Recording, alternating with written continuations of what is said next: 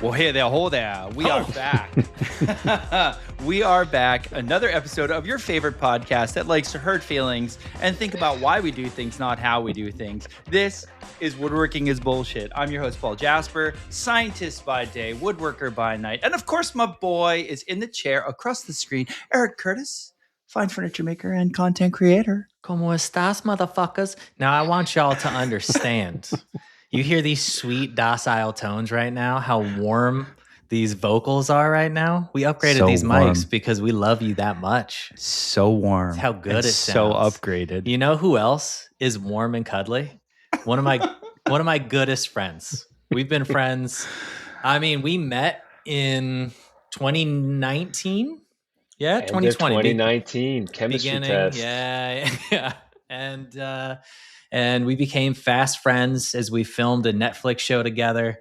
And I very much, in part, have to blame Nick for taking on the social media as a full-time thing. He is not only one of the smartest business people I know, one of the most genuine human beings I know, hell of a plant guy, and the finest damn landscaper this side of Netflix. It's Nicholas Cutsumpas.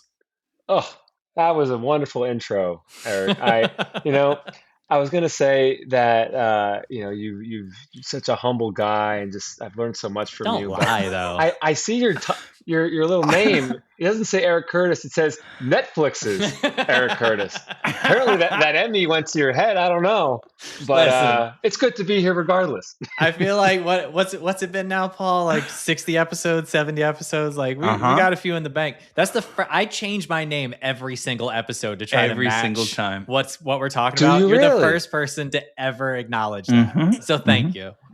Happy to. So I do want to start off. We don't normally talk about what we're drinking. However, I want to start off by acknowledging that this is the Fiddler from ASW. My apologies. An Atlanta-based distillery. This is the last of the 3 bottles I bought as a present to myself when we got done filming the show. So this is and it's a fucking delight, by the way. So I'm gonna finish this off with us tonight, buddy boy. You know, wow, bring it full circle. Very symbolic, Erik. Oh yeah. It's also just good, and I want it. You know. Why not? So, listen, I know. Oh, that's a heavy pour. I'm not going to be sober by the end of this one. This is a strong batch too. Okay. Cheers, friends. So. The people always want to, people ask me about the show still. I don't know if you get questions about the show. I get questions about the show a lot. And I can say from the jump that it was one of the most profound and positive experiences of my life. It was so much fun. Luckily, the 4 of us, you, me, Adair, Paige, we got along like from the jump, from day one. We were thick as thieves. And I'm really, really grateful for that because I was the only person without television experience there. You guys had experience and you allowed me to kind of figure it out as we went. And I think that was part of the thing that made it such a wonderful experience is I felt the freedom to just kind of do the thing that I thought I was supposed to be doing, knowing that if I got it wrong, one of you guys would give me like a gentle correction. And so ultimately what I want to know through tonight's conversation is what was it like for you to film the show and what was the collaborative experience like when you're creating a thing with other people, but you don't know really what the end goal is. You don't know what the final product is. You're just in the process of creating? Yeah, no, that's a fantastic question. And I think to your point, I think the camaraderie between the 5 of us, including Danielle, right, was just so strong. And, in a weird way, I don't know if many people who watch the show know this, but we were supposed to film in 2020. And we got down to Atlanta. We were in hotel rooms. right? We're just going to stay in our own separate hotel rooms. Pandemic hits, we get delayed. We didn't even know if we were going to come back. When we did come back, we had already had almost like a full year of us just it was 18 months and hanging. 18 months. Yeah. Oh my God. Wow. 18 months of us building our friendship outside of Netflix. And when they said, hey, we're ready to go, we're coming back, we said, you know what, why don't we live together? Why don't we just get a house? That would be way more fun than some kind of, sterile hotel room. And I think that was one of the best decisions that we made inadvertently for the show's success, was us just being in a house together, sitting on the kitchen counters, having conversations late into the night, right? Like the counter sessions. The counter sessions were real. It was real. Yeah. And that's, I think, it came through on the screen. And to your original question about it being, this kind of destination-less, right, process, like it was a lesson in surrender, right? Because you could have we're 6 minutes in and you're dropping gems on us like that. Lesson in Jesus surrender. Christ. Sorry, Buddha. I've been in this IVF process for a while now, so I've learned a lot about surrender. We'll get there. We'll get there. Yeah. But this idea of just you can be as prepared as ever possible. You could have plan A, B, C, D, all the way to F and Z. You can never prepare for the unknown. And I think back to that episode. I think it was, which house was it? The day it rained. When Eric, you and I. That was the last episode we filmed. That was the last episode we filmed. Yeah. And we had up to that point hadn't dealt with much weather. Yeah. And we're like, you know what? Fuck it. We just gotta do what we gotta do. Just make the most of it. And when you go into it with that perspective, sometimes creativity does best with constraints. And it was just so much fun to be able to problem solve in the moment with people who you respect as not just their craft and their professionalism, but just who they are as humans. So that was it was so much fun. I forgot about the mudslide episode. I think that was maybe episode 7 originally when it aired. It was the house with 7 or 8 kids. Yes. And that, it was a downpour and we couldn't get the landscaping materials from staging to the house. Couldn't do virtually anything. Tractors got stuck. Like it was, Paul, this is not an exaggeration. Like we were wearing like muck boots and we were ankle deep in muck. It was impossible to navigate. I forgot all about that. Yeah, not ideal conditions, but not when you're trying to paint a house. No. So I'm stuck on the initial question, Eric, that you raised, and Nick, you spoke to it. You said you used the word surrender. So often we do things with a goal in mind and a clear goal. We always try to have a clear goal in mind, right? We outline what the criteria are for that goal, and we have a picture. Maybe we do renderings, and we already know what we're going towards. That seems like quite easy in comparison to what you describe, which is I have to be artistic, I have to be productive, I have to make something, but I'm not exactly sure what it might look like in the end because I'm not the sole architect of this thing. Now, you guys were talking, I guess, about a house in total, right? The kitchen and the interiors and the exteriors and the landscaping. But I think I was, outside, like thinking about like the listener, like why would the listener cares? Like, of course, it's interesting to hear about the ins and outs of a television show because none of us have been on one except you guys. But from an audience point of view, I think we often have to do that at work. We're often asked to create maybe, and we don't quite know what the final product might look like because we're a cog in a machine. We're just part of the process. I'm not minimizing our role, but I'm just saying we're only part of that process. And Nick, you said, well, you have to learn to surrender maybe creative control to some extent, not entirely. So, but then that begs the question, if you don't exactly know where you're going, how do you know what's good enough for your own part? I'm gonna give you a perfect example about Nick, which I still think about sometimes. We had the I don't know what we called them, the warehouse scenes, right? Where we were shooting the shit, we were ideating, we were building things, and we would have these collaborative sessions between Nick, myself, Adair, and Paige. And the way we filmed them, every single time there was a walkout, like we would leave the set, and there was like the four of us walking out. And without, I mean, there were 8 episodes. We probably filmed 6 to 8 of these an episode. So there's dozens of these moments. And every single time Nick had a legitimate banger of a one-liner, and that like, it was just hilarious nonsense bullshit. And they didn't use any of them. None. Not a 0. single one. And I'm like, there were like, we would legitimately be busting up laughing on the other side of the door. So I think that's a good example of like, I don't think they knew how they were going to use the warehouse scenes, right?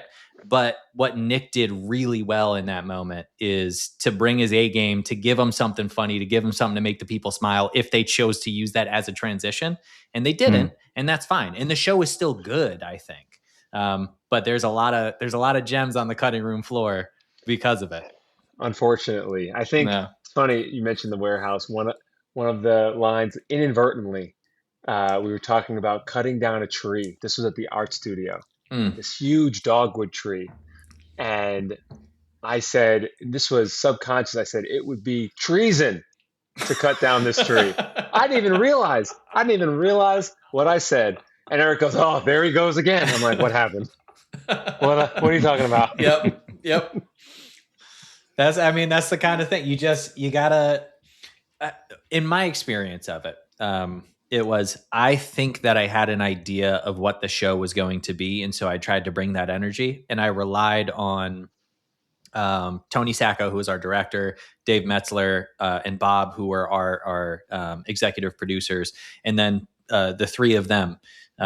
Nick, Paige, and Adair, to, if at any point I got too far off of what the general direction of the vision was, to course correct. But I also recognize that's all I could do. One of the things that brought me a lot of comfort was I had a very upfront conversation with Dave when we first started. And Dave made the process of learning how to shoot a TV show comfortable and easy. And I am forever grateful to him for that. But I said to him, like, day one, I was like, "Hey, just so you know, I don't know what the fuck I'm doing. Like, I don't know how to be on TV. So if I'm just going to like do what I do, and then if it's wrong, I'm just going to need you to tell me that it's wrong." And he was like, "I got you. Like, we'll figure it out." Did they tell you that it was wrong? Well, so I'll give you an anecdote. This was the first day of filming. I don't know if you remember this, Nick. This was pre-shutdown. Oh, so the first day of filming. So we were all gathered in and the show changed since then. So we didn't end up shooting scenes like this, but we were in the warehouse, and we were addressing the whole crew. So there's like 40 people on camera in front of the 4 of us, and we're addressing them, telling them like what the vision is, what we're going to do. And Adair gets up in front of everybody, and he starts telling them X, Y, and Z. And then Dave is like, "Okay, Erik, you get up there, and like, this is ultimately where you're getting to with your point, but just like say what you got to say." And this was day one, right? This is 10 minutes into day one. And I get up there and I just start imitating Adair. And Adair is a gay black man. But like, my nerves were so high, and I love Adair and respect Adair so much that like it just came out like Adair. And we got 3 minutes into that, and Dave just calls cut, and he pulls me aside, and he literally goes, "What the fuck was that, man? What are you doing?" And I was like, "What do you mean?" He was like, "You're being Adair." I was like, "Oh, who am I supposed to be?" He goes, "You." I was like, how do I be me?" And he goes, "You're a teacher. We hired you because you can teach people what you're doing and what you need to do. So just go teach them what's going to happen on that day." And I was like, "Oh, that's great direction. I can do that. Like, just go be a teacher, you know?" So that was a good example of like, Dave had the vision, and I both didn't have the vision or the experience to know not to impersonate Adair in front of a group of people. Learning to be yourself is the hardest part of being on TV, right? Because you think, "Oh, I've got to go and do this thing and whatever."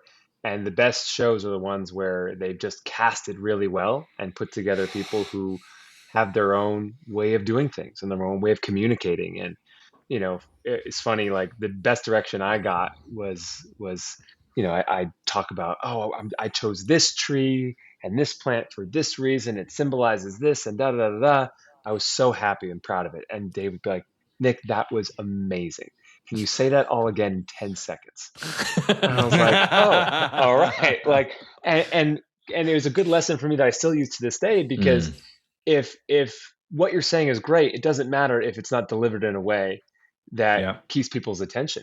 Right. And Nick, when you're filming for, 4 hours, you think, oh, this is going to be a 4-hour segment. It's really only 5 minutes. Yeah. And you got to be clear and to the point and still make an impact. Nick, that is such good advice. My scientific mentor told me the same thing, but in different words. She's like, when you talk about your research, you should be able to talk about it in 30 minutes, 10 minutes, 1 minute, 30 seconds, or 10 seconds. It just, you never know who's going to ask you what you're working on. And depending on the audience, you may not have more than 10 to 15 seconds of their attention. And if you are not prepared to summarize your work or what you're interested in that kind of time frame, it will not land. So Nick, you're totally right. And I've been thinking about that since I was in graduate school. Is like, I have to be able to wrap it up and make it quick in some cases, or elongate it in other cases, longer form storytelling. That's a great piece of advice. Paul, 100%. have you ever, you've never worked with like a designer or had to make to somebody else's specs, right? No, I'm usually the designer. I'm usually asked to be the designer. Yeah. Sure. I guess the reason I'm asking is because that, in my experience at least, like that can be a similar feedback loop to what we experienced on the show of like, if a designer is hiring you, like Nick, you have worked with interior designers, landscape designers, et cetera, right? So you can speak to this, and I'm curious to hear if your experience differs. But when somebody has a vision of a home and you are a cog in that machine, your job is to produce X so that it fits in the grander scheme of the vision. You will send sketches, then you'll send CAD renderings, then you'll send samples, then you'll send et cetera, et cetera, et cetera. And you'll get feedback along the way to try to narrow the path of what you're creating, because it's ultimately somebody else's vision. And it's easier to do that, I think, at least in my experience, than it was on the show, because the show had so many parts and we were watching all of the parts simultaneously. Got it. Whereas when you're building for a designer, you're just building the cabinets, right? And one caveat there though is when you look at Erik's work, right? He can map that out to an inch, right? Every single detail. Plants don't work that way, right? I could say, hey, this hydrangea I'm going to put in. Yeah, the picture I sent you, the rendering has 5 blooms, but it might have 3. I don't know what the nursery has. That's fair. I don't know how they shade. You can't guarantee things the same way. I see that. And the funny thing is about this show, which I think anyone who's in the trades would laugh and appreciate at the same time, is that when you're working with a client, very rarely are you interacting with every other person who's working on that job. Never. Right? You're so siloed. sometimes I go to a job site, because with my landscaping business, most of our work is in New York. Right. We got these homes upstate, especially new builds, whatever. And I'm like, oh man, that contractor you had, he totally messed this up. Like, you should have done it this way so that I could have put the beds here, whatever. That's the classic. And the contractor could come here and be like, oh, why did the landscaper put it this way? It's terrible. But now we're all together. So if I have a problem, the guy's right next to me. Yeah. I'm like, oh, Erik, you really mucked this one up. Like, it's just such a unique working environment where my team is like, at most, 5 to 7 people, depending on the job.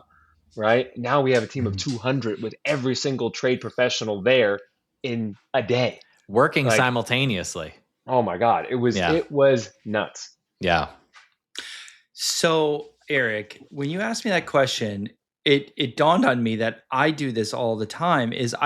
We do science for customers. Like we're a contractor. Yeah. Because we specialize in a super niche part of biology. It's super ultra niche, right? And big pharma companies ask us to help it with it. Nick, right? for reference, I'm still pretty sure that Paul solved COVID, and he just refuses to. Did not solve COVID. He's a solved secret COVID. Yeah, he's a genius, and he COVID. doesn't like when I tell people that he is a genius, but he's probably Erik, the smartest friend I have. Eric, please, don't say that anymore. What was the solution? You got to get Fauci on the call. He's taking some heat. Ironically, yeah. As I was saying, I have to talk to customers, and they say, "Hey, we're working on this drug for this disease," and we think that mathematical modeling can help us, but we're not quite sure. And so I have to kind of listen to their goal. Like, it's just like we're talking about how do you contribute to something when you're not quite sure exactly what the goal is. So I have to listen to what they want to accomplish, listen very carefully, and sort of imagine what their goal is, even if I didn't come up with it. I kind of try to put myself in their shoes. Nick, maybe you put yourself in your shoes for the homeowner, and you kind of like get in their head. Like, is this a modern home, a more classic home? How do you imagine? Like, how does it look from the street? What does it make you feel? What do you and you try to like read the tea leaves to get some sense of the goal, because that helps you it carves out areas. Like, you can definitely rule out big whole areas of like space. Yes. And then at least you're going to be closer, right? You can point yourself in a much more directed way. You may not go right to the solution, but at least you're pointing north. Yeah. Totally. And it's funny, like there's and we'll get to this when we talk more about like the plants themselves, right? But like there's this education that needs to happen. And it happened on our set too, where sometimes they'd be like, all right, Erik, you've got a team of 15 people and we got all your plans, this, and that. And they turn to me and be like, so Nick, what are we doing today?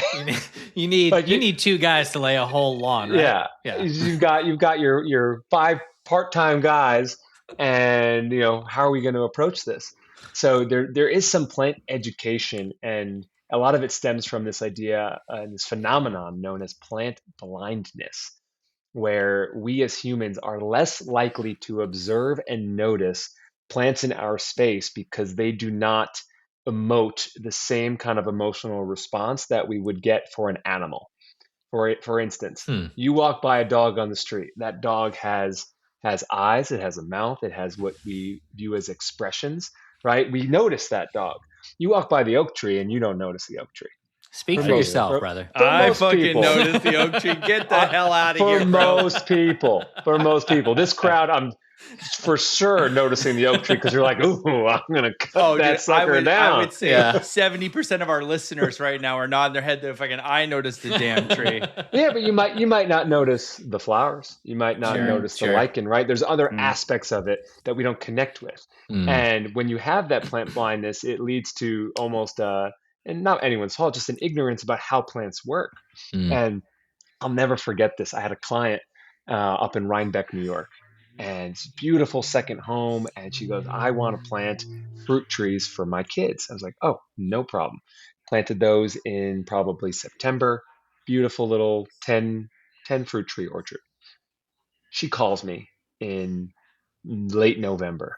She goes, Nick, I'm so disappointed in you. The landscape looks terrible. I'm like, oh my gosh, I'm so sorry. Did anything happen? Did anything die? Whatever. She goes, all the fruit trees, they're dead. They lost their leaves. I was like, oh my God, please hold. I put it on mute and I was with my business partner at the time. I'm like, am I going to have to explain to a 45-year-old woman how deciduous trees work? Well, yes, you are. You had me at second home in Rhinebeck, so like I knew who you were. Well, there you go, right? So I hop back on the phone. I'm like, hey, good news. Plants are dead. Just fine. But good like news. Can you imagine being a 40-plus-year-old person and not knowing that that's how nature works? Don't be ageist now. I mean, I could have ended it. Could you imagine being a 40-plus person? There are some of us who are actually north of 45 years of age. There is one person on this podcast that is 40-plus right now.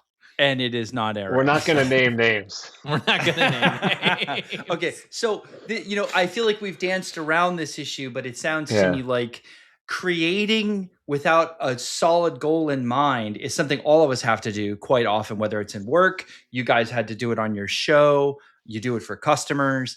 And it requires, what I'm hearing as kind of a summary is like, you have to do some due diligence, but you also have to surrender and take some risks. And you also have to trust whoever you're working with collaboratively, if it's more than just you. You have to have a trust in them. Erik, you were trusting your show mates to help put some guardrails around you in case, because you didn't know what you didn't know. And like, I trust them that if I'm going too off track, they're going to kind of nudge me back. Agreed, 100. And that's what made it a positive experience. And I think that's what made the show good. I've also, as a professional, had experiences where I didn't trust the interior designer, the architect, whatever it was. And it always, granted, this is a coloring, I get it, but like, you walk on the site, you do your job, and you walk out and you're like, that doesn't look good. Like, there's nothing about it that's interesting. All right. But that brings up my next question, actually, Erik. How do you deal with collaboration? If it goes well, it's easy. If it goes well, it's fine, right? No problem. It was great. We had the best experience ever. But like, what if it's not great? If it doesn't go well, you take 50% up front, 50% as you walk out of the last day. That's how you deal with it. Like, I did my fucking job. A couple questions, both you and Nick. How do you deal with collaboration, and do you like enjoy genuinely collaboration, or would you prefer to do your own thing? I love collaborating with people. It's one of and Nick, I don't want to speak for you, but I feel like same. I think I love collaborating more than Erik does, and I'll explain why in a minute. But go ahead. It's honestly one of the things that brings me the most joy in life. It is collaborating with another person allows you to put yourself in the learner seat again, in the novice seat, and you can be like, this is what I bring to the table. You bring in, even if we're in the same field, you bring a different viewpoint, you bring a different experience, you bring different ideas, different techniques, and we can create something that is potentially new and exciting. Right. And the only way to find out is to do the thing, which is why I love collaboration. Whereas like if I'm taking on a piece of work by myself, I am tasked with figuring out how to create my vision, which is also very fulfilling. But there's no, like, it's very rare that you got a roll of the dice in that. There's no like, we'll fucking find out, like, let's see what happens. There's an element of excitement and unpredictability. Right? So in the pre-call, Nick mentioned the table that he and I built a couple of years ago, which is so this is a coffee table, and it's a live edge slab. For those of you with the video feed, Nick's showing it right now. So it's it's a river table basically with a trough in the middle, and the thing I love so much about that is like it's such a basic build. Like the legs are square, the overhang is too much. We built it in 12 2 hours. days? Eric, 2 short days. You didn't mention that there's plants down the center so of that's the river the thing. table. That's the thing that brings me so much joy. Every time I see the table, it is a different amalgamation of living plants, right? So the trough in the middle is lined with epoxy and it's sloped so the soil or rocks can drain out to one side.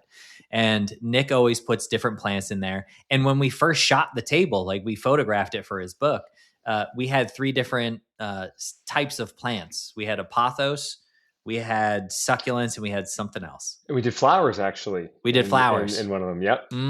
And Nick and I viciously disagreed on what the best, like orientation of the table was at the time. But like that's what made it so good, because we were both so proud of the table, and then like Nick could do his thing. And he could be like, the pothos looks great. And I'm like, you're wrong though. Like the succulents look amazing, you know? It was one of those projects where, I mean, I'm handy. I don't consider myself a woodworker, an artist like you guys are. But it was so cool to blend our 2 areas of expertise and bring something to life that still to this day, like it sits here in our house, and people constantly ask about it. Like I get people ask me, "Can I buy? Where'd you buy this?" People would want to buy it, and we've debated selling the plans or not, ceasing it out, whatever. We did, yeah. But it's one of those things where it's just so fulfilling to come together and have your weakness of a skill be filled by someone else's competency. Ah, that's so Right? good. You know, it was my "you complete me" moment, right? Oh, Eric, did you like And put your arms around his waist at one point? oh, pretty much. There's a I mean, lot you of should prom see the poses. photos. Yeah. But my favorite, one of my favorite stories from the show, because like you live together in the house, and there's long days, and Eric was like my big brother, and I was like, Eric, you want to go do this? Eric, you want to go do this? And then we had 3 cars, and we normally drive together at 5 in the morning. And I wake up, I'd be, hello world, like very, this morning motherfucker, person. 5 o'clock in the morning, bright as the sunshine. God. And I'll never forget, I think we were at like week 6. I was like, hey Eric, you ready to go? He goes, I think I'm going to take my own car today. He needed some space. He needed some space. I needed 30 minutes to wake the fuck up. It was so early. Eric. It was great. Oh, I believe Eric. It was July, and we were on set before the sun came up. And we had a 40-minute drive, and he wanted to talk the entire time. Eric hadn't had his coffee yet. Poor baby. It was tough. It was tough. Hey, we shared a trailer though. A lot of the time we shared a trailer, and it was great. All right. Yeah. So you both are pro collaboration, yeah? Yes. Yeah.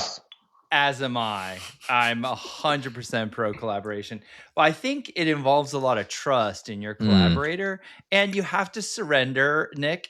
You have to say like, "Hey, what happens happens," and if it doesn't work out exactly as I imagined, that's okay. Maybe it's even better in a way, right? You have to be open to the possibility that someone will bring something that lights you up that you never imagined at all. And to me, that's the magic. Paul, someone bringing something that I didn't conceptualize. I feel like more often than not you collaborate, no? I do. I pretty much only collaborate. Yeah, when's the last time you didn't collaborate?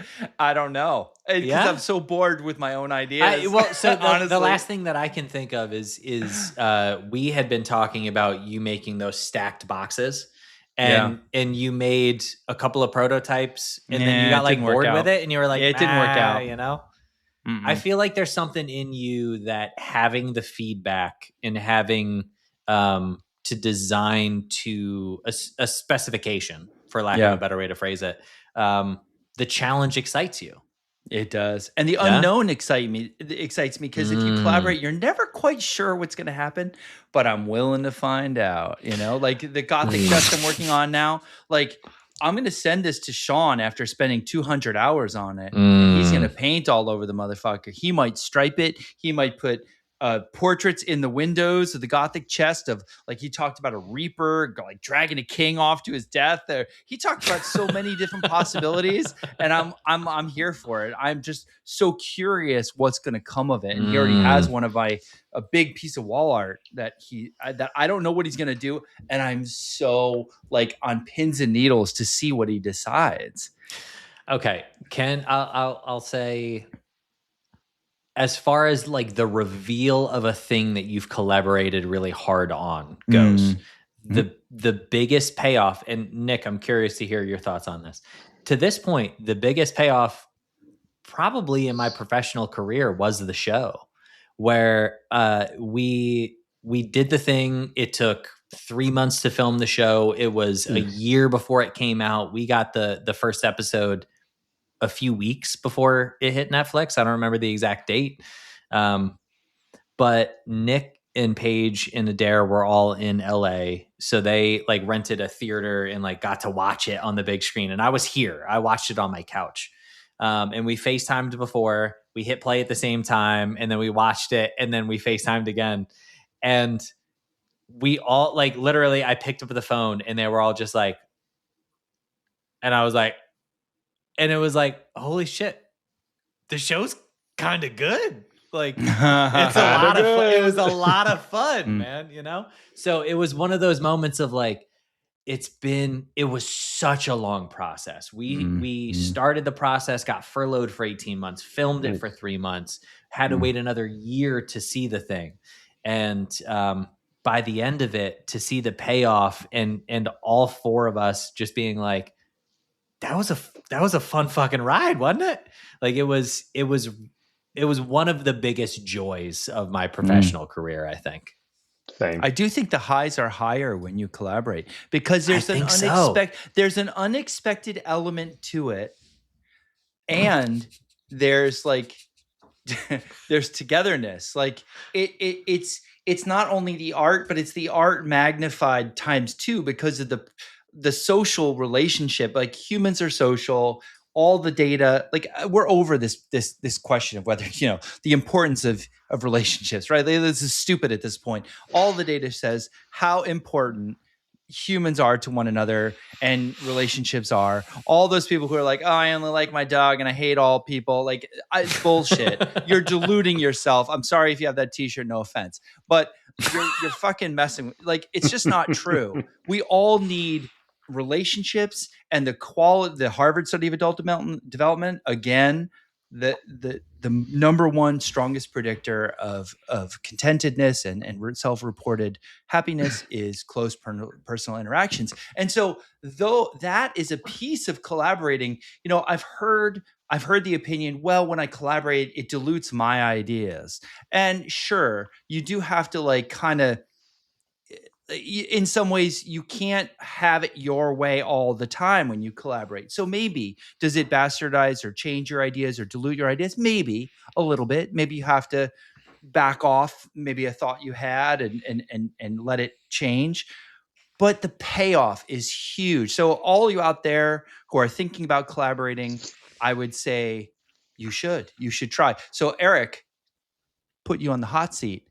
Why don't people collaborate more than they do? What holds us back from collaboration? What is the biggest barrier? Oh, Nick, also Jesus you too. Christ, that's all right, like Nick, bail him out, Nick. What holds us back from collaborating? Why don't we? What are the barriers? It's the ego, right? It is our belief that our vision, whether it's vision of the world, vision of our art, vision of just how we want to do the process, we let that get in the way of making something potentially better than what we are capable of doing it on our own. And it's the plant education for me has been so humbling because I did not start in this space, right? Like I didn't pick up, you know, a shovel and, you know, some plants until I was 22 years old. And, you know, from there you're constantly humbled because now you're starting from ground zero, right? I was an athlete in college, and you build your whole identity around like, this is what I'm good at, and I'm great at this, and I got good grades, and I'm gonna get this great job. And you do something that you suck at, right? And if you want to collaborate and get better, you have to, you know, check that ego out the door and be like, hey, yeah, I suck at it now, but I'm going to learn. And you can learn so much from collaborating, whether it's with mentors or peers or people you are mentoring. There's a whole lot to be learned from that. Nick, what would you say to people who are like, I don't know how to start a collaboration. I don't know how to reach out to people. It's just not natural to me. Like, how do you find these people who are like, yes, let's collaborate? I mean, this is the old former sales guy in me, but just start sending messages to people, right? If you like somebody, send them a message. Like, hey, I think what you're doing is awesome, right?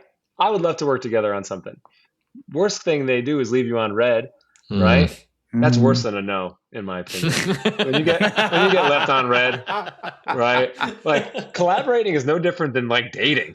Yeah, like, I was gonna say that 100. You're just picking girls up at a bar at that point. Yeah. I mean, it's just like, hey, you want to come back to my house and build some stuff together? Yeah, like, hey, I think you look awesome. I would love to collaborate on some stuff. It's funny, funny that we're on this podcast because I've been exploring a podcast of my own with one of my plant buddies, and we had never met in person before, never.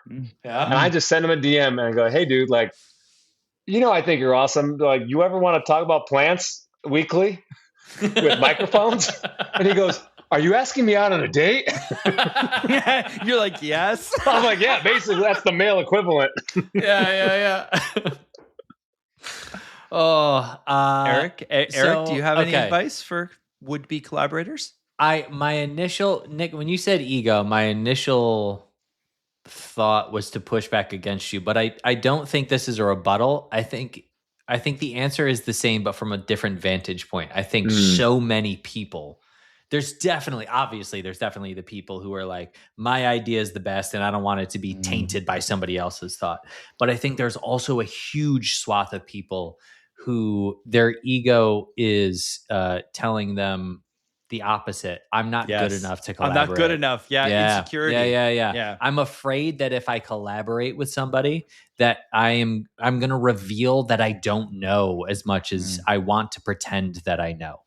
Yeah. And that I think holds people back equally as much, if not more. Because I feel like there's more people who are insecure about what they know than there are who are like, I'm a god and you should shut the fuck up and let me work. I'm glad you said that, Eric, because I'm suffering from that right now. Interesting. Not from like a collaborating with a peer, but actually a client, like a very, very famous person. Their team reached out about a very specific project. And my first inclination was, I can't do this. I don't think I'm capable of doing this. It was the fear of being like, I don't know if I know enough. I don't know enough to do this. Yeah. Right. And I'm gonna push myself a little bit, at least have the conversation, right? And just see if it makes sense and it'll fit. Yep. But you hit the nail on the head, right? The ego comes with both positive and negative, right? 100%. In this case, it's the fear.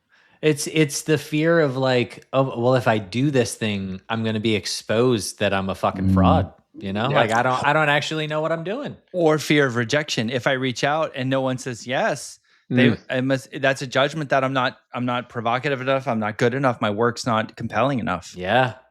It's hard either way, man. You know who doesn't have an ego though? Our Lord and Savior, William Teresa Burkle. Nick, you haven't been proselytized into the Church of WTB Woodworking, have you? I don't. I not can't yet. Not yet. WTB Woodworking is it's a mom and pop shop in Huntington Valley, Pennsylvania, about 40 minutes north of Philly. Bill is a hell of a man. He's been first sponsor of this show, still a sponsor of the show. All like, in spite of his better judgment, he's still a sponsor of this fucking show. Because his middle name's not fucking Teresa, Eric. No, but people do refer to him as Billiam Teresa Burkle now, though. So let me tell you a little something about WTB. First of all, they have a new giveaway going on, a Mafell cordless plunge cut saw. MT5518MB. I don't know what any of the fuck that means. That's going on until September 18th. It's terrible. So you should go sign up for that. Who doesn't want a fucking saw? Just fucking sign up for all you gotta do is go to the website and click. Literally, listen, I'm gonna walk you through this, motherfuckers. What's the website? You go to the website, WTBwoodworking.com. Okay. You go to more, and there's a tab that says giveaway, and all you gotta do is put your fucking info in there. I'm doing it right now. Goddamn right. I just did it. Okay. Hey, hold on. How did you hear about this giveaway? If you don't click Woodworking is Bullshit podcast, we're not friends anymore. Okay. This is how we do. I'm going to do this right. Actually, live feed. I'm going to do this right now too. Erik, Teresa Curtis. MT5518M B1 cordless plunge cut saw. Goddamn right. How did you find about this podcast? Instagram username. That's private. You don't need to know that. And then I'm a hit enter. There we go. I'm submitted. I just signed up. Go support WTB Woodworking. They are phenomenal. Bill is the man. Love them to pieces. And if you ever go into their shop in person, ask him for a gentle caress, and he will abide legally speaking. Nick, you've used epoxy before. I have for our table. You have. And you know who gave us that epoxy for our table? Does he? Let me guess. It was Total Boat. Total Boat, baby! Total Boat. Another sponsor of this week's episode. We used, if I recall correctly, the tabletop epoxy. Yeah? I think so. Yeah. Yeah, and we did a couple of coats of that, and that table has been, I mean, what's it, 3-4 years now?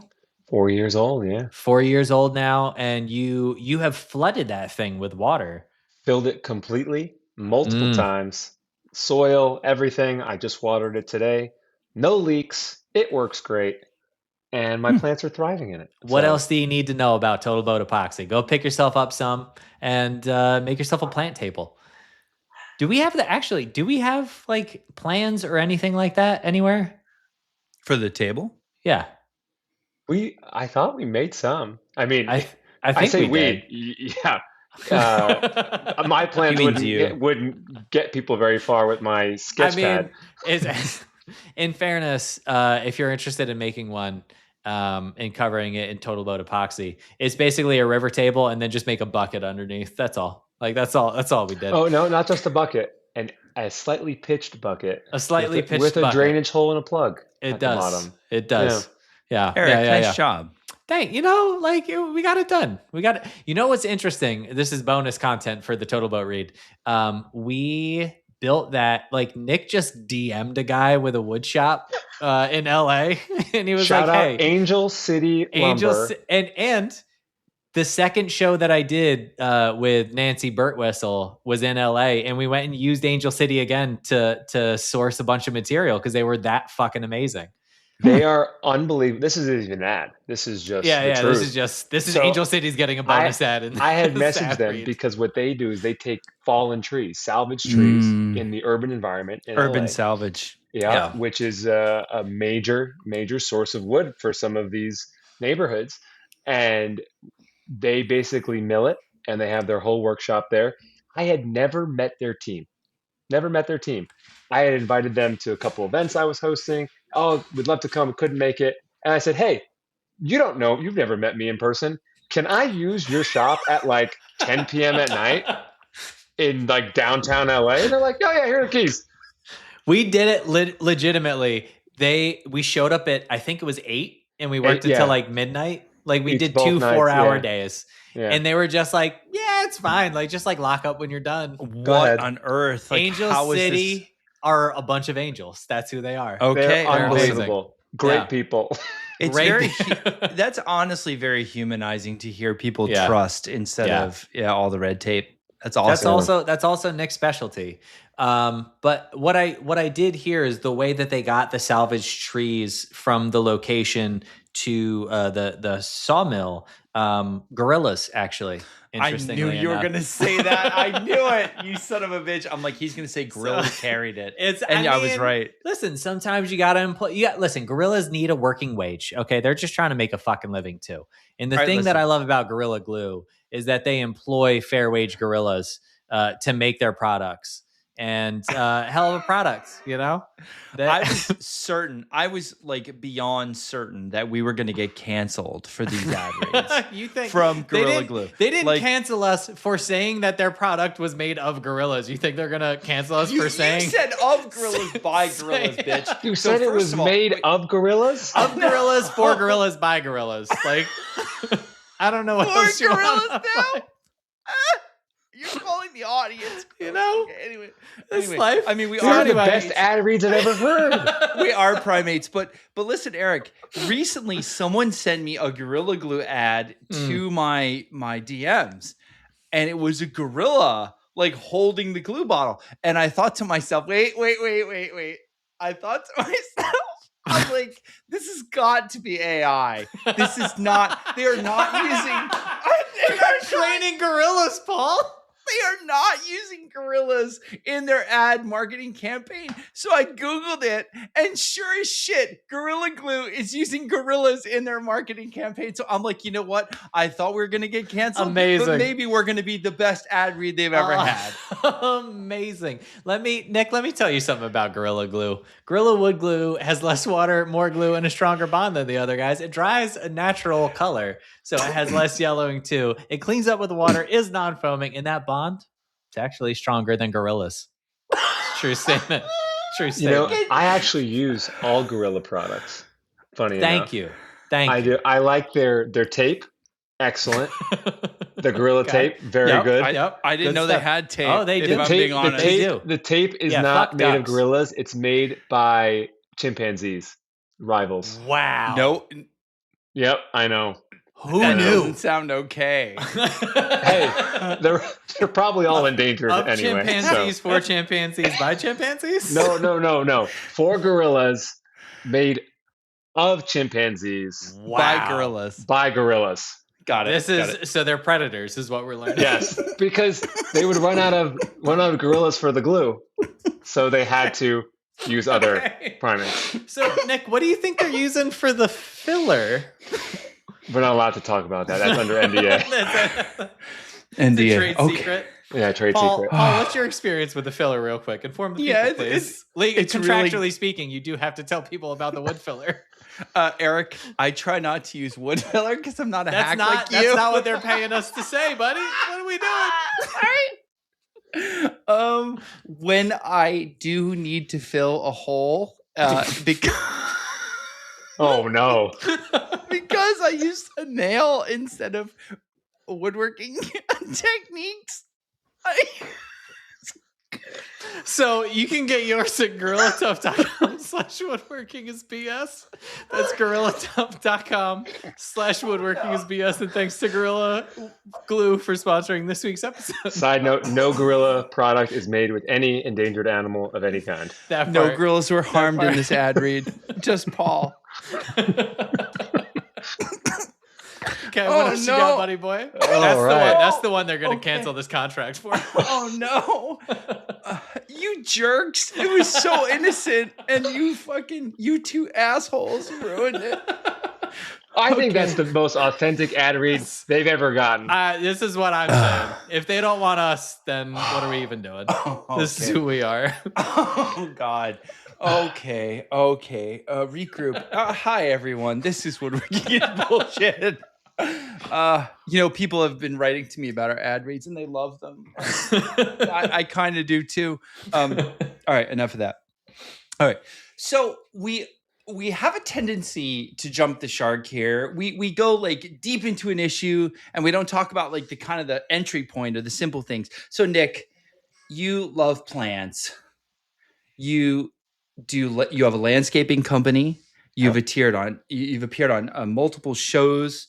I assume both instances about landscaping. The first one was the Big Flower Fight, which was like a flower design sculpture Okay. show. A little different, All right. but it's planty. Okay. So everything, and as you said, you started the first time you did plants was in your early 20s. Yes, right And after so you college. You look like you're about 24 now, so you've been at it This for about two He's- years. He's going to look 18 until he dies. Jesus, Nick. I should have grown the beard out. I should have known. But I get beard insecurity when I'm around Eric. So Well, everyone does. I try to just keep it clean shaven. All right, so I listened to your TED talk. For those that don't know, Nick gave a wonderful TED talk. You can Google it about the importance of plants, about plants in our home. So, Nick, I have so many questions because I think all of us have plants in our home, or most of us have plants in our home, or plants outside our home. So that brings up two questions to me: why are plants important?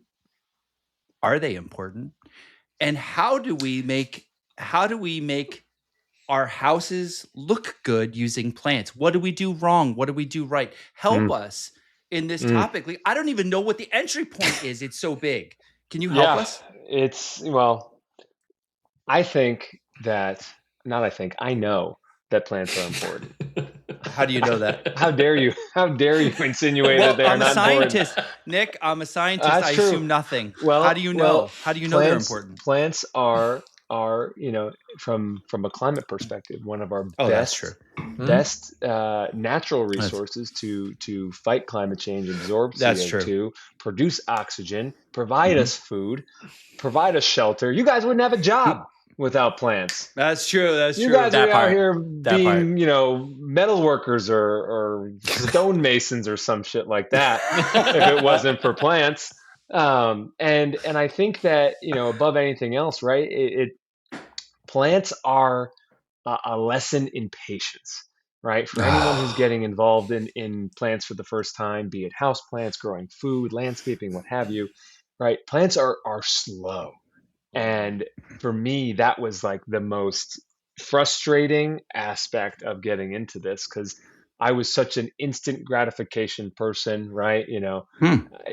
This, this generation of social media users, everything is quick, quick, quick, right? And plants are like, all right, you put me in the ground, you got to wait and you got to trust the process. And what I love most about that process is the fact that growth occurs without you seeing it. And it's a lesson in many things. And what I mean by that is you could water that plant every single day and not see anything happen, right? It's a trust that what's happening below the surface in the soil, you're establishing roots that are going to allow you to bloom later. The bloom is the least important part, right? It's what you're doing to foster and cultivate an environment in that soil that will allow you to reach that point. All right, that's the beauty. That's the beauty. And I tell people all the time, whether they're a plant person or not, it's like, hey, if your environment is not conducive, if your environment doesn't have the right things, you're not gonna be able to put out roots, you're not gonna be able to bloom. Nick, And you're saying it's not the destination, it's the journey. That's what I'm hearing. Truly. It's really the nitrogen, phosphorus, and potassium in the soil, but the journey works too, right? I mean, these are critical things that I had to learn as I got into this. And then what I realized was I was like, okay, I care about this thing that I'm growing. And I'd come into the office. I worked for IBM Watson, one of the original AIs back in the day. And I'd come into the office and I'd bring my tomatoes and cucumbers and zucchini I was growing, and I'd be like, hey guys, look at this. And they'd be like, what are you doing? Like, this is kind of weird. And I realized at that point, I was like, maybe I'm in the wrong place. Right. But actually, Nick, I'm surprised at that reaction because I brought all the bounty from my vegetable garden into which is all PhD level chemical engineers and biologists. Some people really love it. The office went nuts for the vegetables. They're like, I've never tasted anything like this. I leave it in the kitchen. It was all a stir. It absolutely lit up the place with excitement. It can have that reaction too, especially when people don't realize like the difference in flavor of tasting something, the literal fruits of your labor, right? Like it is just so profound. And when I experienced that, I was like, oh my God, everyone needs to know about this. I need to get into this. And then the shift for me happened when I moved. I was living at home in White Plains, New York, just south of where Erik grew up, about 30 Damn minutes right, away. buddy boy. And I moved to New York City, no more garden, no more green space. And I panicked and I was like, fuck, what do I do? So I bought 120 houseplants and was like, this is going to make me feel better. 120 houseplants? His house, when I walked into his house, whether like LA or wherever he was living, it was like Georgia the jungle. Like it was like, how are we getting from the upstairs to the downstairs? We're swinging on a fucking vine, obviously. Like gorillas. This background does not represent the true scope of my plantdom right now. The plants are all upstairs. How many do you have in the house now? So it's funny, we just bought a 10-acre homestead 2 years ago in Michigan. With the homestead, which has a greenhouse, by the way, a lot less plants are actually in the house than they used to be. Because I can space them out. I could put them in the greenhouse. I probably still have close to 120 houseplants. They're just all in different places now. Okay. So that has been. I have 5 though, so I feel like you're proud of me for keeping the ones that you gave me. You did, and when you did those window boxes, I was very proud as well. Damn right, thank you, appreciate you. And nice. I've got like 4 or 5 out on the patio now. Like I'm thriving, baby. I'm green and lean. You gotta send me those. You gotta send me those. So to your question, right? Plants are important because they foster a relationship that you're not going to get other places. And my philosophy is wait. You don't get to just gloss over that sentence. Say that again. They foster relationships that you don't get in other places. You can't get other places. What does that mean? How many times can you have a relationship with something and it doesn't respond back to you? It doesn't tell you. Every day. And that's been today's episode. Oh. I'm like, Nick, what the fuck are you talking about, bro? That's I like a would Monday, contest, okay? I would contest that unless your wife is a fiddly fig, there was some response, be it body language or something. May not have been the one you wanted. But there was something. You haven't been married for 17 years, bro. Just give that fiddly fig some time. Oh, something to look forward to, I guess. Okay, wait. But let's come back to that. What? Say that again. I was struck by that sentence. So with plants, right? I'm about to be a dad in 2 months, right? When that baby needs something, it's going to cry. Yeah. And it's going to happen quickly. If my plant is slowly dying, it's going to take a little bit before I notice something's wrong. Okay. And it's not immediate. So there's this trust you have to have that you're doing it right. But also, and I talk about it in my book, this concept of mindful neglect, right? Where it's, I'm going to check in with you daily. I don't have to do anything necessarily, but I'm going to check in and give you the space that you need. Because plants have been around a whole lot longer than we've been around. That's true. So they know what to do. We need to trust that what we're doing is right. And if a plant's not immediately needing something, we just kind of let it be. And that works with many humans as well, right? It's like, hey, not every human needs the constant helicopter attention. Sometimes they need to drive to work on their own. Nick, did you just say, Eric, you dick? How did I take you stray there? What are we talking about? Fucking plants. You did, Eric. You just took it straight to the leg. You're basically saying the lessons from plants are like lessons for relationships in life. Is that sort of what you just said? Absolutely. The birds and the bees is essentially, about pollination, right? Like it's not much different. And I think that for me, being able to, as someone who had a hard time focusing, right, I can calm down and meditate per se in the garden for an hour, but I can't sit down and be still for 5 minutes, listen to some guy say and all that shit, right? Like that's not me. I tried it. It's pretty cool when it works. It's cool when it works, but I get it different way. Yeah, and it's just so much. It's so elucidating to have those moments of clarity when you're in the garden and around plants, because they just slow you down in a really beautiful way. All right. Yes, I want you to elaborate on that last sentence. So, because I was just about to ask you, are plants important for our emotional and psychological and well-being? Is there any evidence of that in any research? And you were kind of giving your anecdotal version of that, but I want you to go a little bit deeper into what plants do for us emotionally. Emotionally, right, cortisol levels drop when there's plants in the room. Cortisol levels drop when there's a window in a room. Cortisol levels drop when there's a picture of a plant in a room. Hospital stays decrease in rooms with a window looking out over a park. That's why many hospitals have some kind of atrium or courtyard where they can take patients.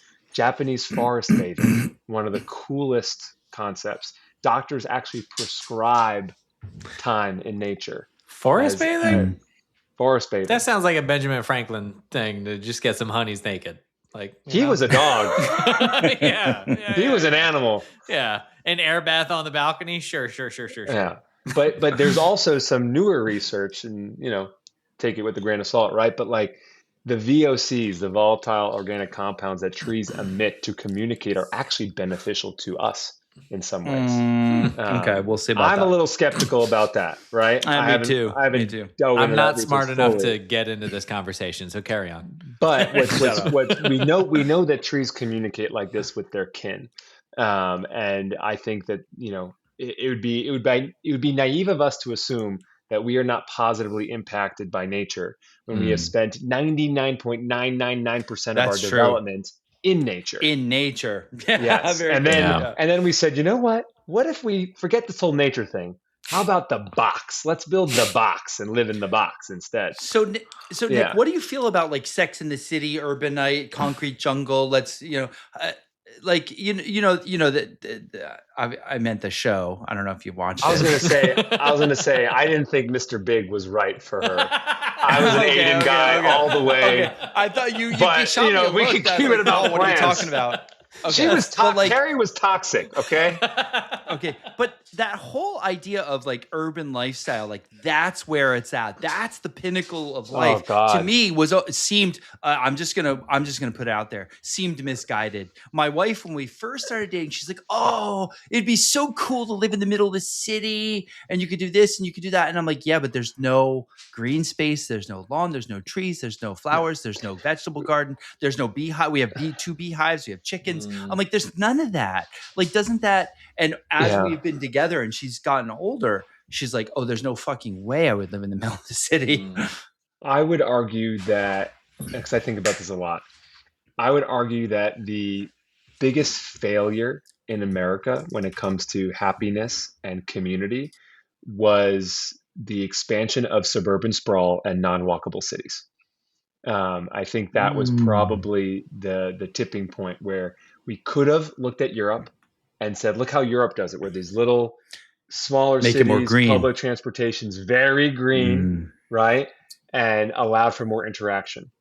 Instead, our expansion was so fast that we said, all right, highways and strip malls, and then nature, and then a city, right? We separated them out way too much. And I see. I've traveled to a bunch of different places now throughout the country and abroad.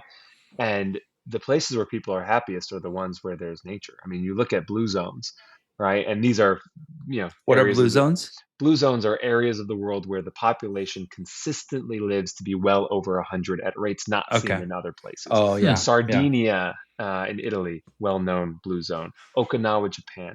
Many of these areas have things in common. One Fish. being, there's like a lot of fish and plant-based diets, a lot of gardening, and a lot of community. And if you're not able to get those things, people talk about being in community with humans. You got to be in community with nature, right? That's my philosophy. And having left two major cities in New York and LA, I sacrifice some things here in Michigan, right? I live in the woods, but I wake up every morning and the air is fresh and I hear the birds chirping. And I think it's better for my health long term to have an environment like this, as long as I can still maintain my human community in conjunction with that. That's a great way to end that. So go ahead, Eric. No, because I have about 1 billion questions for Nick. So you better get your question in, Eric. Listen, I know. I just fucking call him when I have a question for him. We don't have to cover it on the pod, All right. So Nick, what are most Americans doing wrong? Just be bold. What are we doing wrong? Just tell us. Too much lawn's stupid. The lawn because it's a monoculture of something that isn't really. The lawn is the largest monocultured crop in the world. In the United States, it's about 45 million acres, roughly the size of Colorado. It serves zero purpose. It sucks up water, and it uses a ton of pesticides in many cases to make it look the way it does. And all of it can be attributed to Renaissance paintings of Lawrence properties. Yep, because they wanted to paint the landscapes, and the wealth was demonstrated by these wealthy lords who were able to say, look at all this land, I don't even need to grow food on it. And it became a status symbol. Then you bring it over here, and now it's the dad standing out on his lawn, looking over at his neighbor in competition.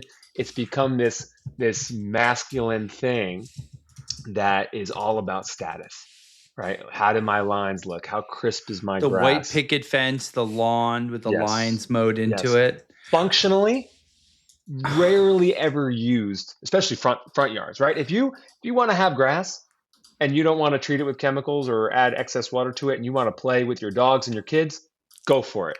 That is totally fine. That's right? Me. I refuse pesticide treatment in any form. That's the way to do it.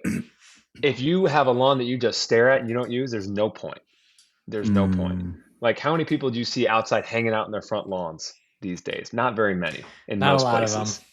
Yeah. Nick, is there? I'm gonna tell you right now. I'm actively creating a T-shirt. We haven't done that in a while. That says "Lawns are stupid." Is there a charity Are you really? that we can? Yeah. No, it's already in the works. Fantastic. I'm hitting publish in the next 60 seconds. Is there a charity that we can donate to? That like all the proceeds from that, like we can Like, what's a good charity that we can raise money for? Oh man, there's so many good charities. I don't want to raise profit money off of your for. idea. Is really what it is. You know, that's okay. We'll find it. We'll find a good place to send that money to. We'll donate the money. Lawns are stupid. That's going to be on the Woodworking is Bullshit store on Bonfire. Wait, can we be more specific? Why lawns are stupid? Is it the pesticide use and the water consumption and the nitrogen it's from not just fertilizers? What they consume, but it's what they aren't. Right. What we want habitats. instead, habitat. Right. Actually, it's funny. It just came in the mail. Oh, let me just get it for you, because this is. This is great audio for an audio format. Oh, buddy. Yes. National Certified Wildlife Habitat. Oh, you got a sign for your house that says that? Not just a sign. It's a certification. It's a major award. Well, that's what I meant. I meant certification. When I said sign, I meant well, technically they don't really like check to see if you do all the things. Oh, so you're full of shit. You guys. So I realized he got it on Etsy. Let's be honest. So I've been transforming my yard with native plants and pollinator specific things. I built a pond, like all these different things, right? And I'm like, I'm gonna finally get the certification. And then I go to do it, and it's just like, yeah, you got it. Like, they don't send someone out. They don't ask for evidence. They just sell the sign. They're which like, is great. You sound like you care. That's right? Cool. We support the National Wildlife Federation, but the native plants, I think, is the biggest thing. And got it. So what do we do Nick, help us in simple terms. What do we do instead of a lawn? Oh man. Okay. So not instead, with, right? Okay. I'm not telling you to get rid of the whole thing, right? Especially if you're using it. So my 10-acre property, I have about 4 acres that is cleared of forest. I've been slowly removing lawn and planting different things. I planted a slew of native plants around my edible garden. I planted an orchard. I have planted a flowering, like a cut flower garden for my wife outside our kitchen. And then in areas where I don't frequent, I let the grass grow. I let it go high. I let native species, kind of thrive on their own there. I sprinkle wildflower seed in the fall. And I'll tell you what, there are few places that have more fireflies than our property at this time of year. Like, I bet outside, I remember that when I was a kid. It's magical, and they're disappearing. And I go outside now, and there are hundreds lighting up throughout the woods. And I know it's because of what I've done, right? Because there was no landscaping here at all. And I go out in my garden and I see the swallowtail butterflies because I planted fennel. I see the monarchs because I planted milkweed, right? I see bird species and other native insects and wildlife making their way here. It's amazing. Nick, this sounds phenomenal.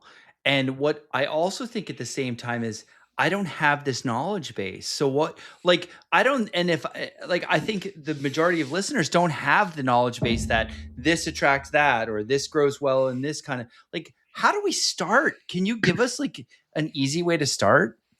I mean, follow Farmer Nick, duh. Like, it's, in all seriousness, I came from, ground zero too, right? Like I didn't know anything about any of this.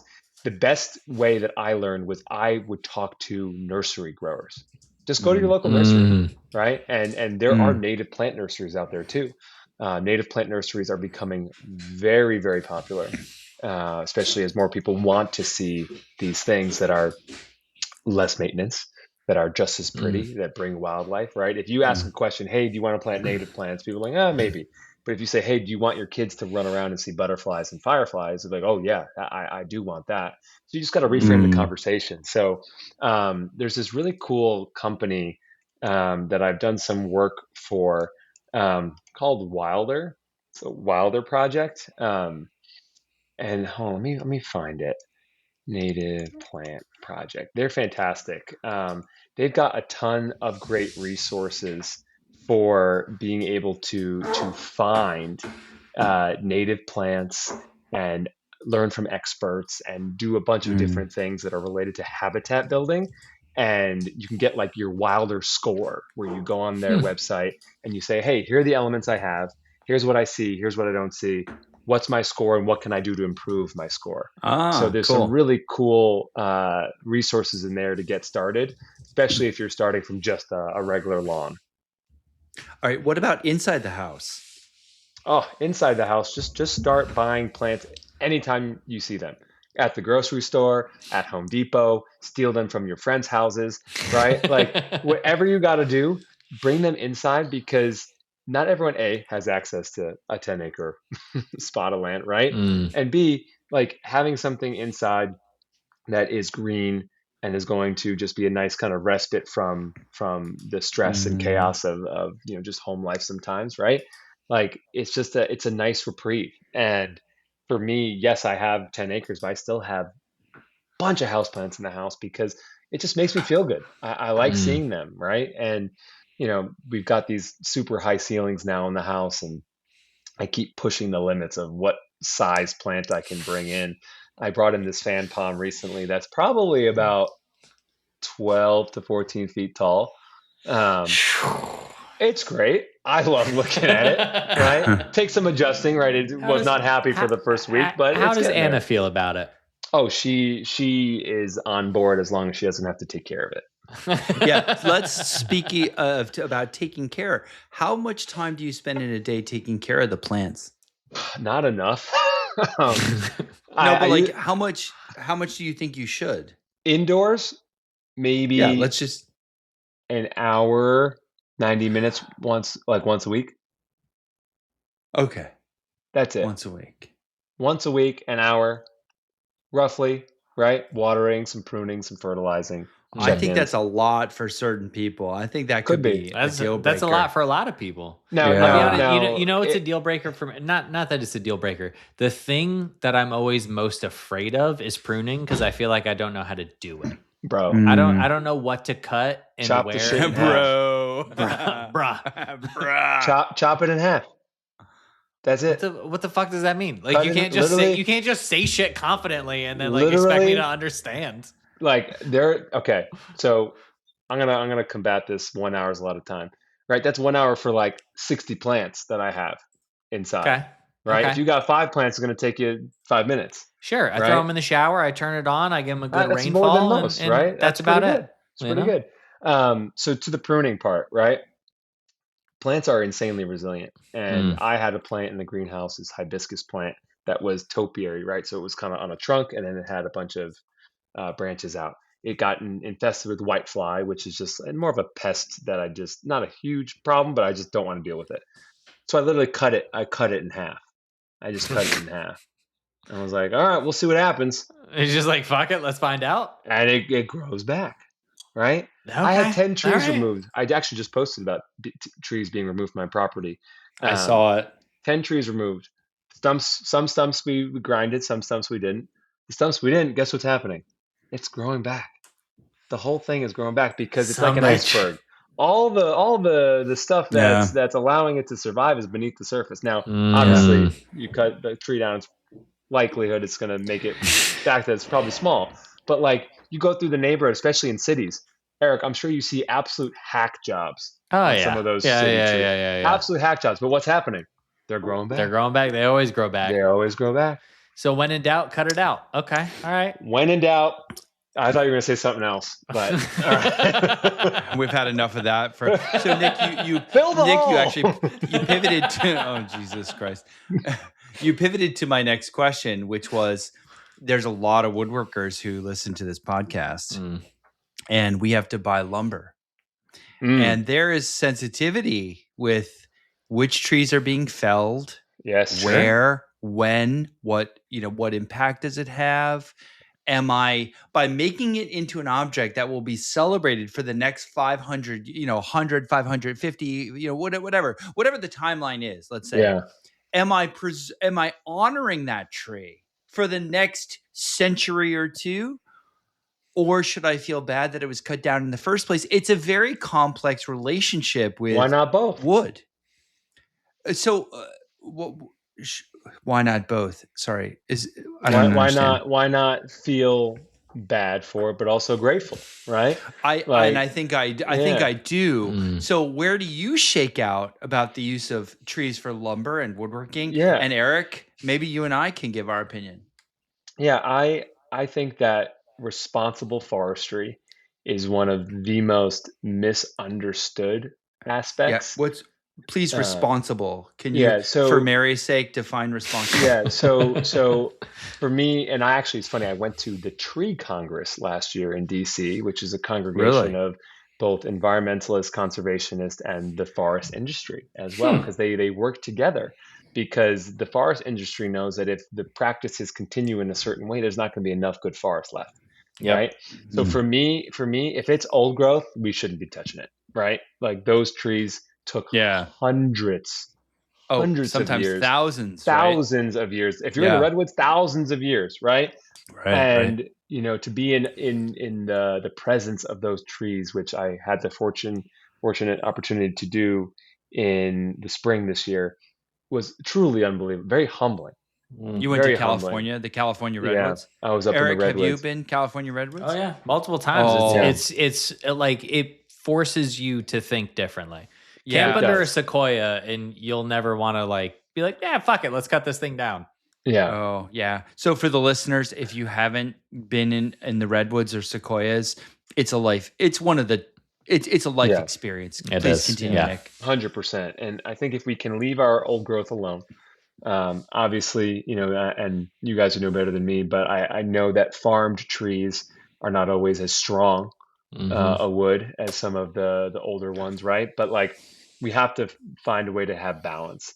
I obviously know there's certifications out there, FSC certified, all these different things, right?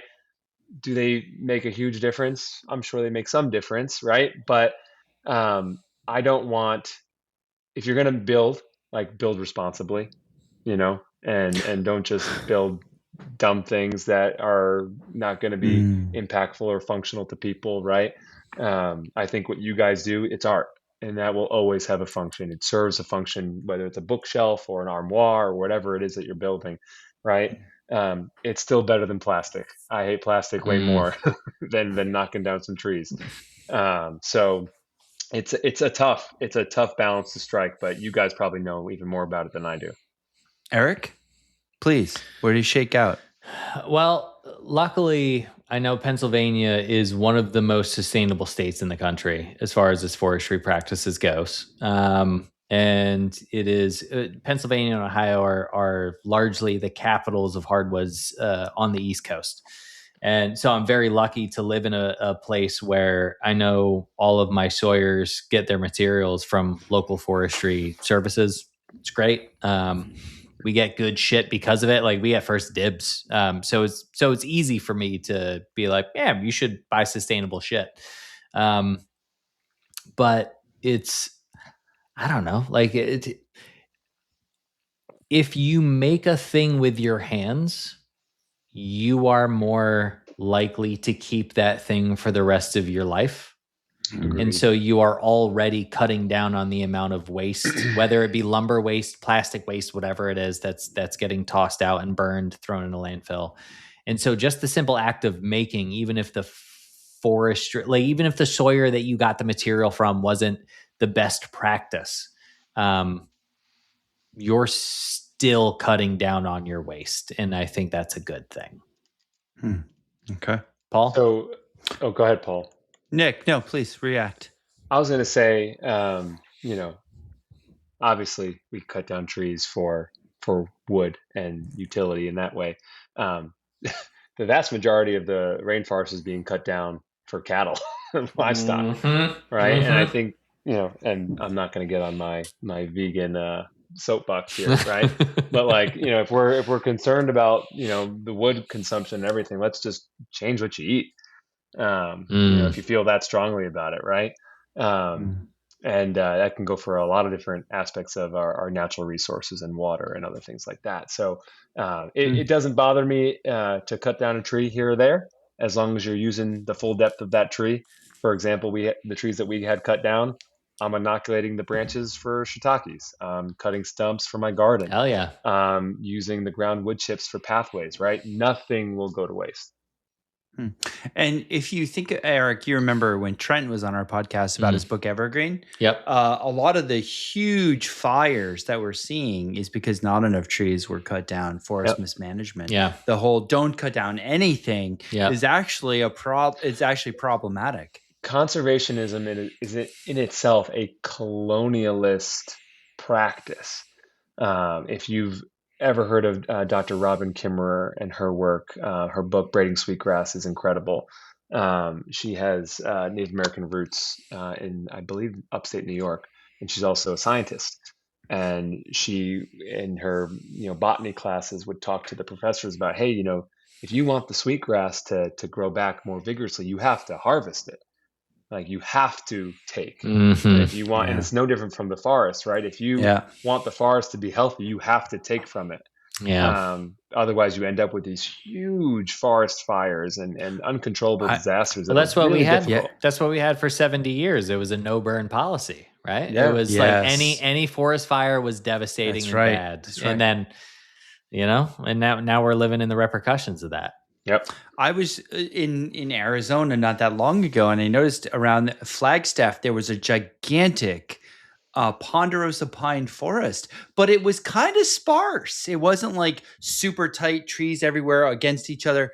Apparently, they had very, very carefully managed that forest so that there was enough space that if a fire broke out, it didn't like sweep over the entire. It's like a properly thinned and managed forest, and it's very consistent with the way the ecosystem would have been without human interaction. And I don't think people know that thinning trees or like trees being managed properly involves cutting down sometimes certain members of that ecosystem. Not all, not clear cutting, but very selective. But also fire is a natural part of the forest, much so that some trees, the sequoia being one of them, have developed. The only way that the sequoia can spread its seed is if there is a fire. Right? Eric, explain that, right? Does the fire opens the seed pods or something like that? So two things happen. And I'm not a fucking treologist, so forgive me.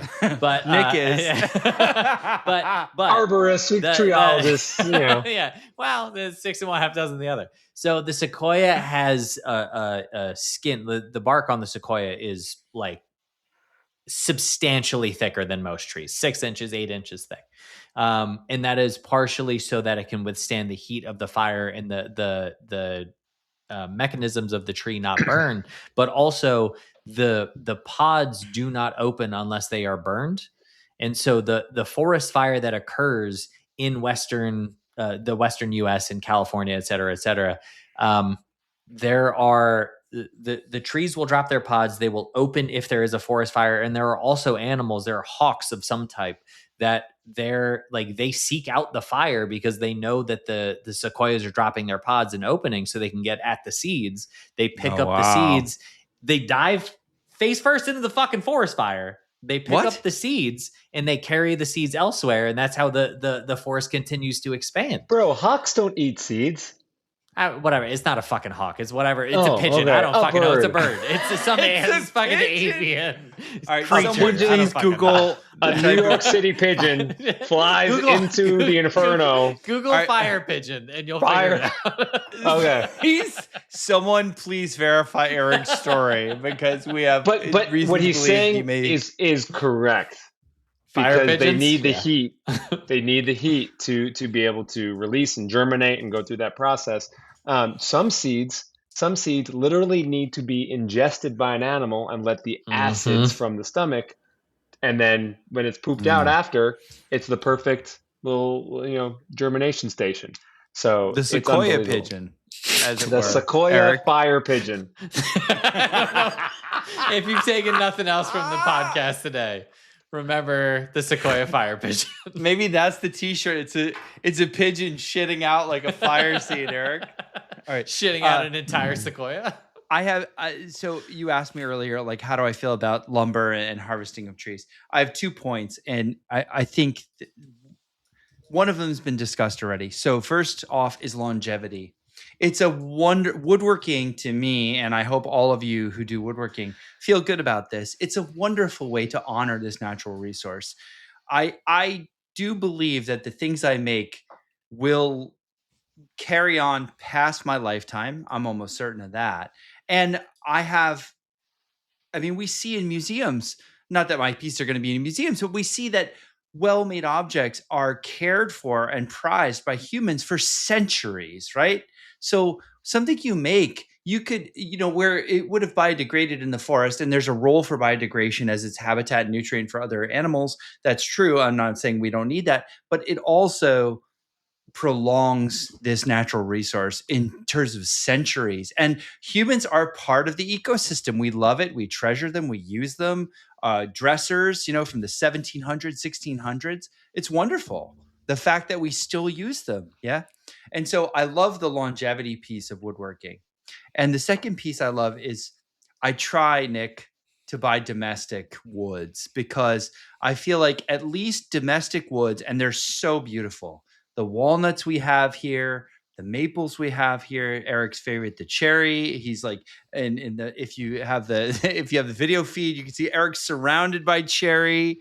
The quarter sawn oaks, they're just so gorgeous and they're plentiful in North America. Why do we need to be buying rainforest woods where we're not exactly sure how they were harvested? And so I am to the point now where I feel, and do I have rainforest woods in my shop?